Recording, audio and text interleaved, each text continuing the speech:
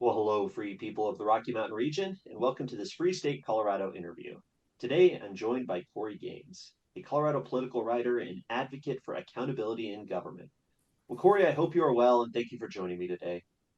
Yeah, I'm doing well. It's great to be here. Thank you. Well, Cory, I always enjoy your Substack and your Complete Colorado articles. And I've noticed you've been researching the role nonprofits play in our political and news world.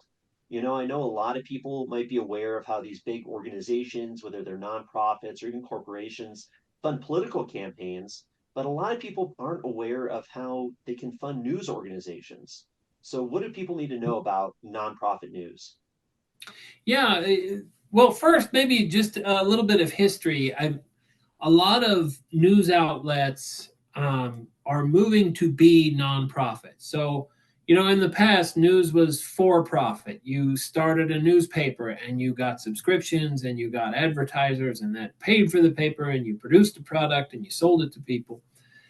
Um, there's also been public media where government has subsidized this or that media outlet, like say, for example, KUNC in northern Colorado.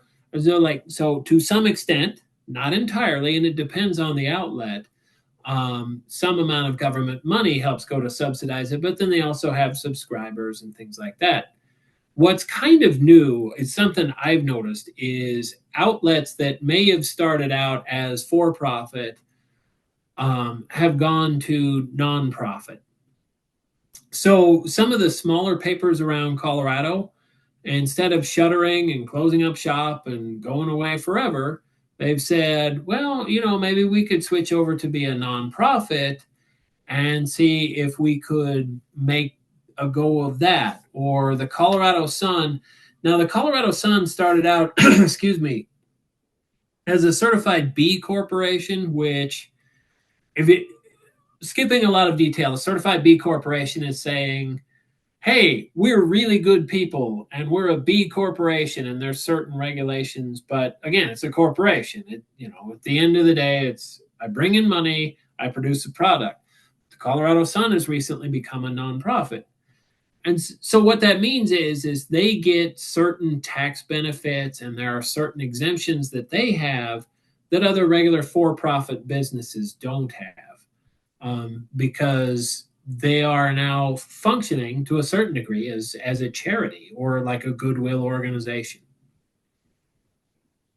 So Yeah, go ahead.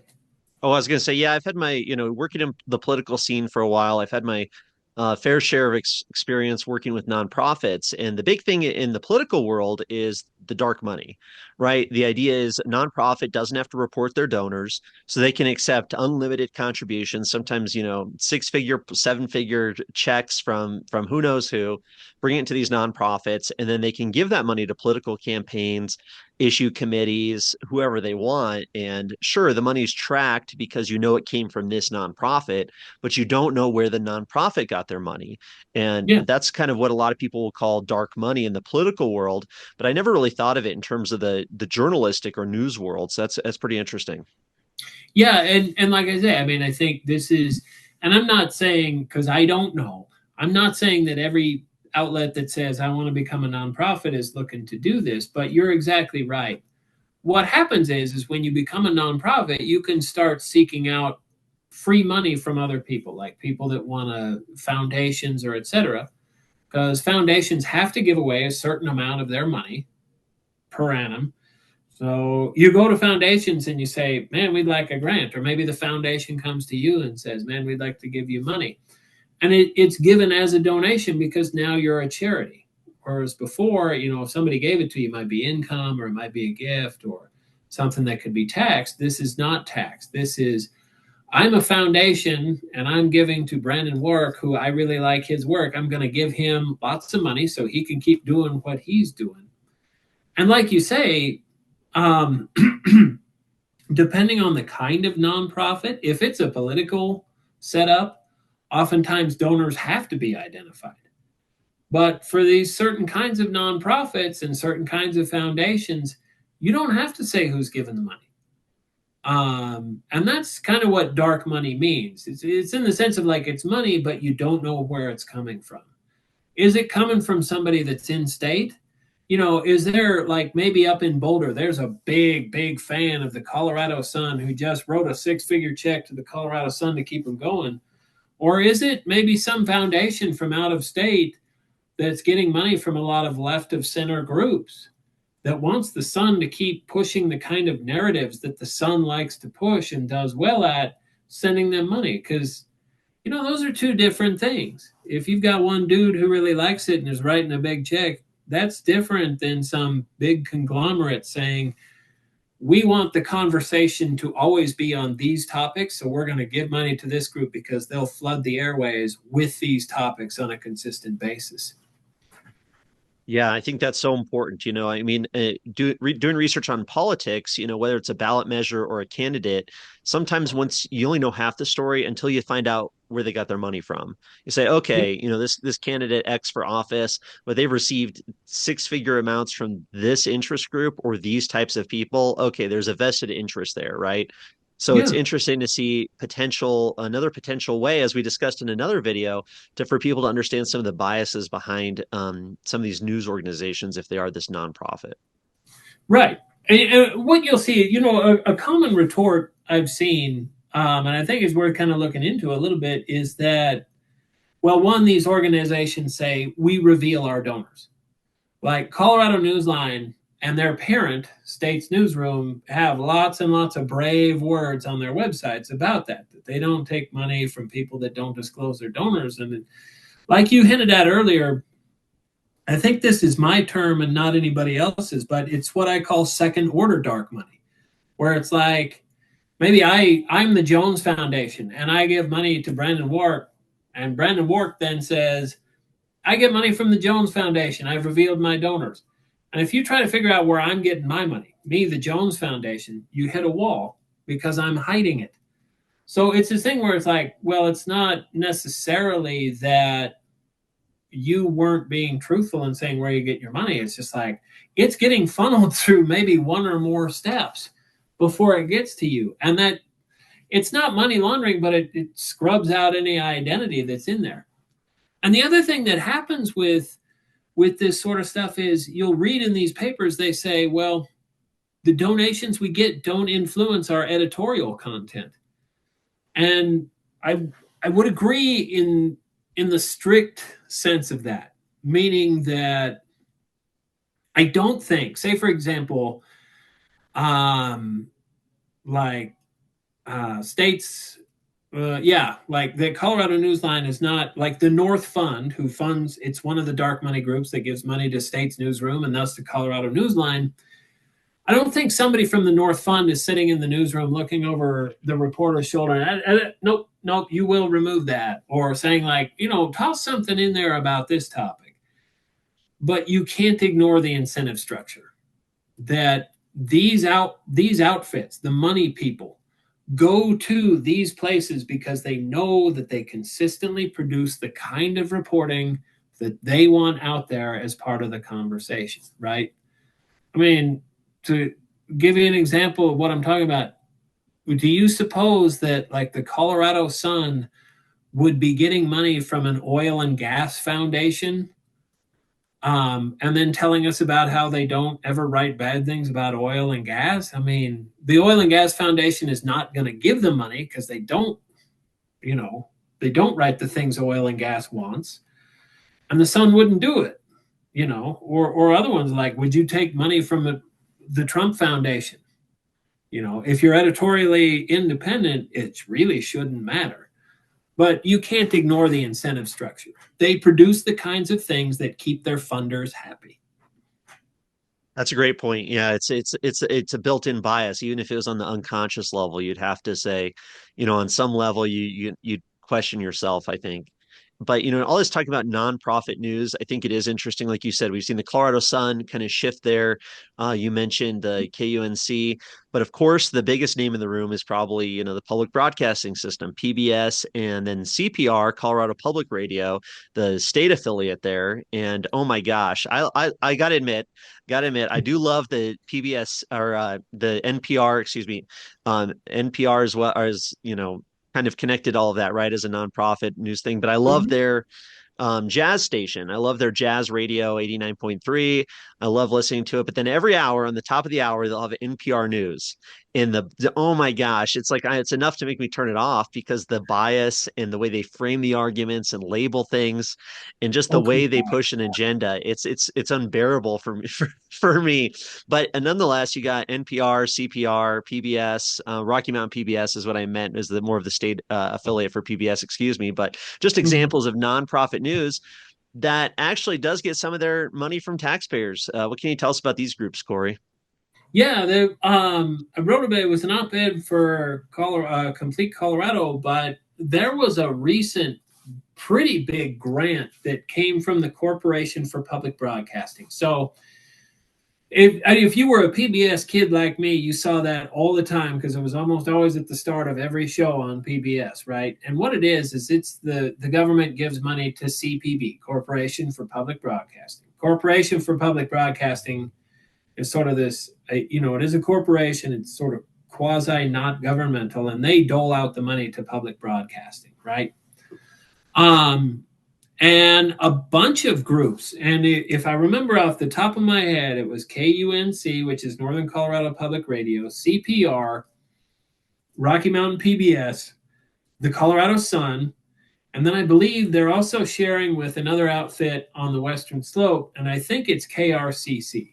Don't quote me on that. But the main point is that they got this gigantic grant from CPB to fund some reporting, like a position that, and then that this news would be shared among all the people that got the grant, right? So like it would fund a reporter at this spot, and then this reporter could produce things and could be shared among all these outlets. Now that's taxpayer money. Now, I'm not a lawyer, but in my understanding of the law, the federal government giving its money has certain standards around fairness, accuracy, balance, among other things, and that when it is taxpayer funded, it should meet all of those standards. It should be, it's got to be accurate, it's got to be fair, it's got to be balanced. Now, if you, like you said, if you have ever read or watched a public media outlet, it can be not, it's accurate, but in terms of what they actually report on versus what they're not paying any attention to, and in terms of the balance, they're wide off of the mark, right?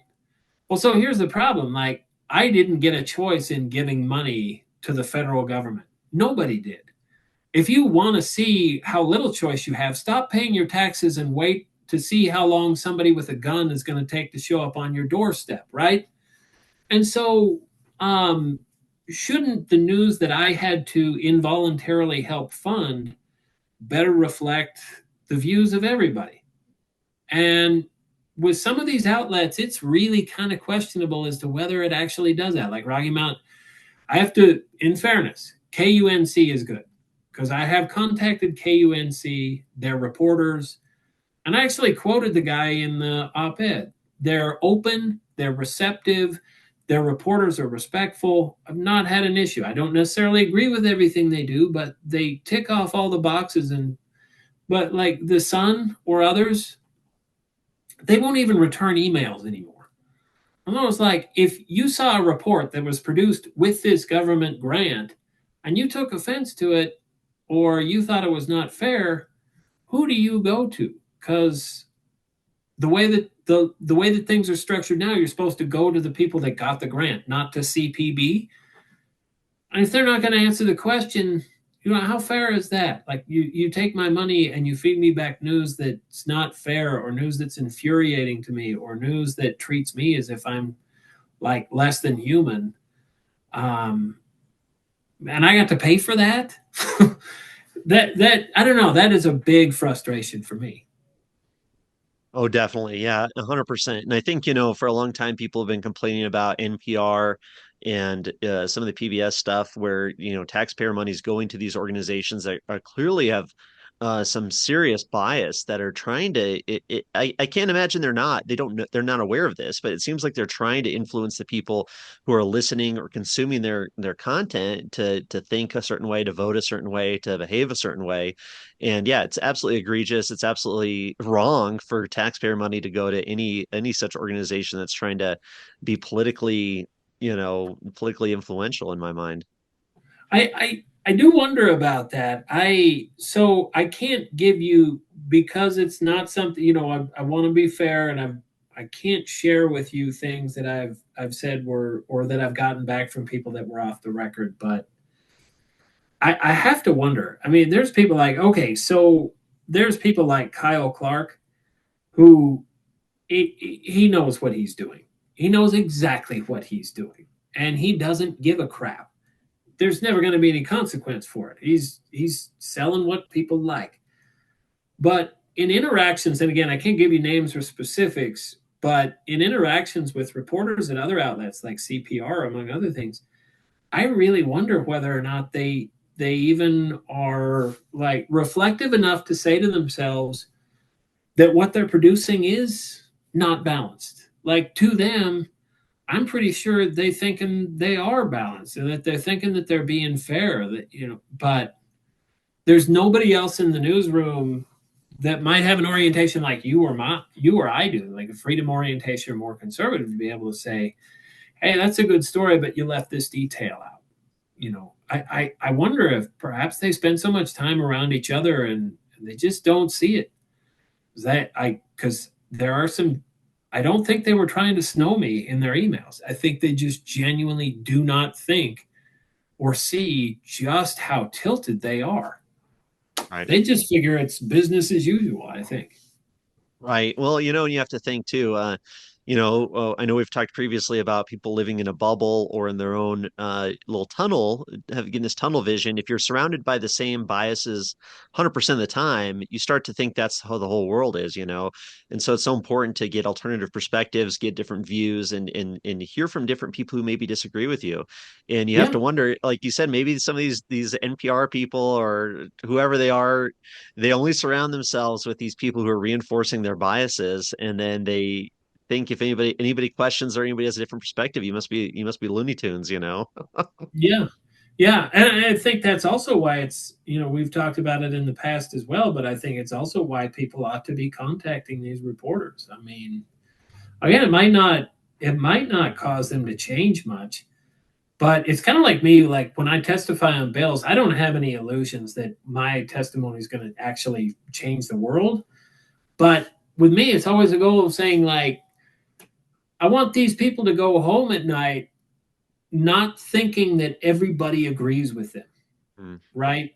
Like, because you never know. I mean, it might hit them the next day, it might hit them 2 years later, but it's like, I think that dude might have been onto something, and don't be mean about it, but just be there and contact him and say, hey, listen, you got to be the missing conservative that was in the newsroom. Like, there's none in the newsroom. So you got to be the conservative that should have been in the newsroom to say, hey, you missed this aspect of the story. And I think that might, maybe, I would hope over time, kind of nudge them back toward at least trying to talk to other people outside their bubble. Well, I do think it is important. Sometimes, people, whether they're posting on social media, and what effect is that really having? Or, obviously it's a bigger effect to reach out to these people directly, send them an email or a letter or contact them directly. That does have an impact. Or testifying at the state legislature. I feel the same way. I know that the vote's really been decided already ahead of Mm-hmm. time, that these legislators aren't necessarily really interested in public comment. But it's so important in my mind to let other people know that they're not alone. Other people who have a problem with this, other people who are seeing what's going on, to say, hey, yeah, here's somebody else speaking out. Here's somebody else standing up. Here's somebody else It's the same thing with a bumper sticker. I don't think a bumper sticker is going to change anybody's opinion, but it's important to let those other people know, oh my gosh, hey, I'm not the only one in the world like this. There's somebody out there who's driving around with that bumper sticker, and it brings a smile to my day, and it lets me know I'm not alone. That there's somebody else who believes in freedom and liberty, and Right. it's a good thing, and it's important. For so long, I think people are quiet. They're too quiet. They don't want to express themselves. Oh, no, it doesn't matter. Nobody's going to listen to me. Doesn't make a difference. Well, yeah, if that's your attitude, then you're never going to make a difference, but you have to try, you have to start. And, I always think about, you just need one person who's going to do something, get involved, make an impact, start a Substack or start a YouTube channel or start doing something and getting involved. And then all of a sudden now it's two people, then it's three people. And then, you keep going from there, but you got to start somewhere. You got to try. And that's just, that's the way of the world and how it goes. Agreed. Yeah. And I think with regard to the CPB stuff, now you have to be kind of careful because CPR does get some tax money, but I think at my last check, it's been a while. Just CPR is just whole operation. I've not looked into everybody, but they're getting. It was less than 5% taxpayer funded at CPR. A lot of it's funded the other way. But if it is stuff that gets funded with this grant, like this shared reporter or something, that was your money. And if you don't like it and you don't like how it got spent, like this KRCC, the outfit on the Western Slope, um, they were bragging about hiring a rural climate reporter. I was like, oh, what? As somebody who lives in a rural area, I was like, damn, they're actually going to start talking about the rural urban divide in this state and maybe bring rural. No, it turns out it's about climate change in rural areas. And I'm like, ah. But if you see that and you think, I don't think that's fair. I don't think that's a good use of my money. Write them, tell them. I mean, like I say, at the end of the day, it might not change much. But when you write them and tell them and say, you're using my money and I don't like the way you're using it, I don't think it's fair. Again, it's just telling them not everybody agrees. And there's a lot of power in that, more than you would think. Agreed, 100% agreed. And, I think sunshine is really the best disinfectant, where you have these nonprofits, as we've been talking about, nonprofits funding these news organizations and really trying to discover where is this money coming from, who's potentially behind it.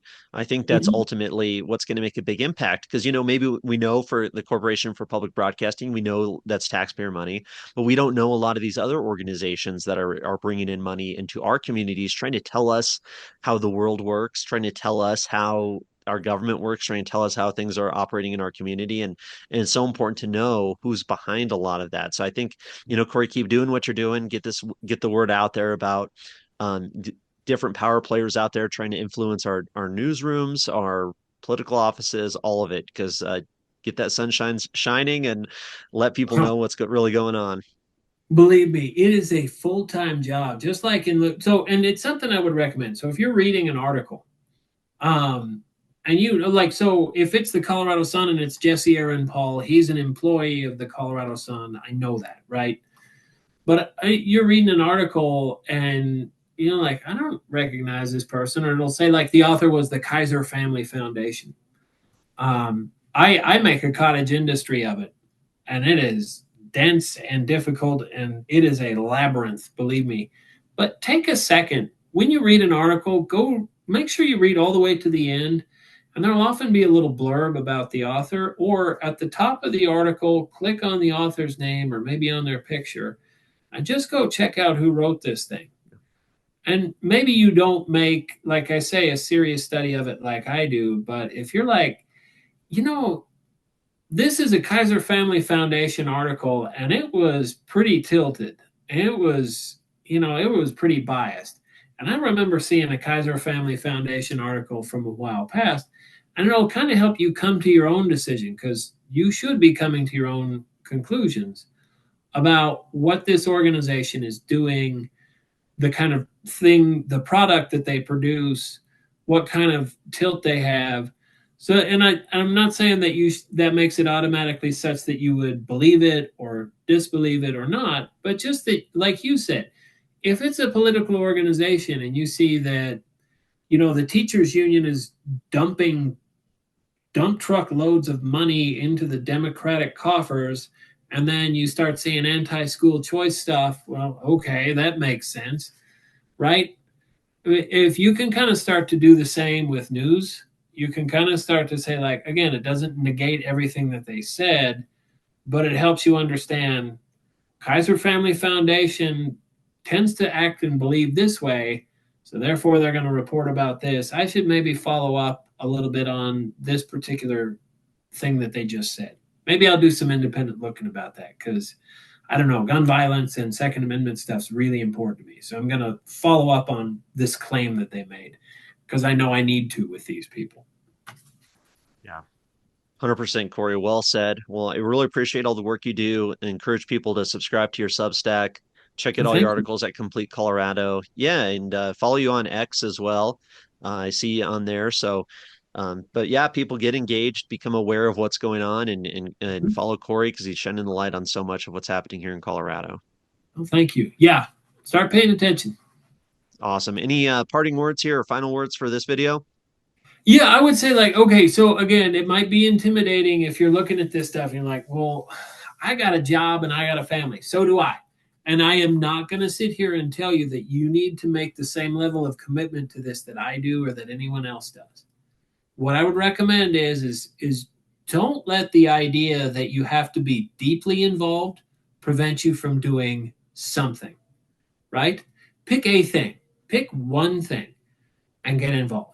Like, maybe if hunting and fishing is really important to you, get involved in stuff that involves hunting and fishing.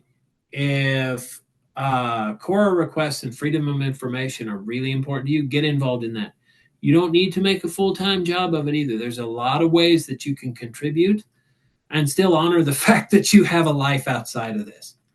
Don't let don't let the perfect be the enemy of the good. I However it works. I messed that up. But, like, don't let the idea that you have to be perfect get in the way of you doing something.